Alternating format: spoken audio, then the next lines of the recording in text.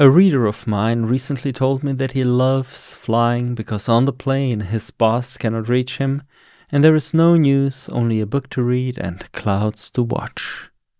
I agreed, I fully agreed. I felt the same, even with all the hassle that flying is nowadays. That is, if you aren't super rich and fly your private plane to some meeting about climate change. Even with all the pain that comes with commercial flights, still the unplugging tastes like freedom to a lot of us. This is wrong. Do I really have to pay a lot of money, endure the security theater and cramped seats, and fly to some place I maybe not even want to be at, just to unplug, just to feel a little free? That is like getting your teeth drilled just to meet the dentist or experience some human contact. Well, maybe there are people who, out of desperation, even do that. The Jewish religion has brought the world the habit of letting your daily work go every seventh day. In English, we call it Sabbath, or as my Jewish friends say, Shabbos. Orthodox Jews actually let go of their electronic devices once a week, including their smartphones. We know that smartphones, social media, and the 24-hour news cycle keep our brains in a constant dopamine rush, essentially high and addicted like junkies.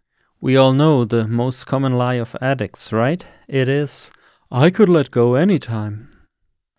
Once a week, Orthodox Jews say, of course, I could let go if I wanted to, but just to be sure, let's actually do it. One could say that Jews invented the weekly dopamine fast thousands of years before the idea became fashionable. Now, should we all turn off our electronic devices once a week? Well, I guess it wouldn't harm. But let me propose both a less and way more radical idea. We could try this. Every second day, let us ignore the news. You and I have been following the news until this point in our lives almost every day, with a rare and cherished exception. It is common knowledge that bad news is good news, which means our brains are wired to focus on danger and anything negative. For nature, keeping us alive is way more important than keeping us happy. We wouldn't miss a single important thing if we, every second day, skipped the news.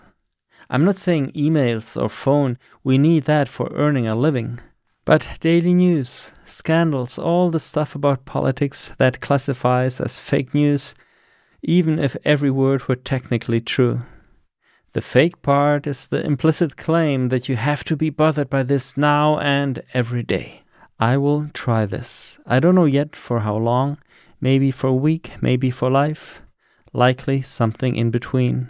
Every second day I want to try to turn my gaze away from the lies and scandals and turn my attention to the old and proven stuff that some call wisdom. This idea sure is scary. I won't deny that I am a little nervous about it. But what exactly am I scared of? Is it FOMO, the fear of missing out? Maybe. But I also feel another fear, a quite different one. Courage is not about being fearless, but about overcoming your fear. What I really fear about skipping the news and pursuing wisdom every second day is a maybe simple question. What if it turns out that on days without news I feel happier,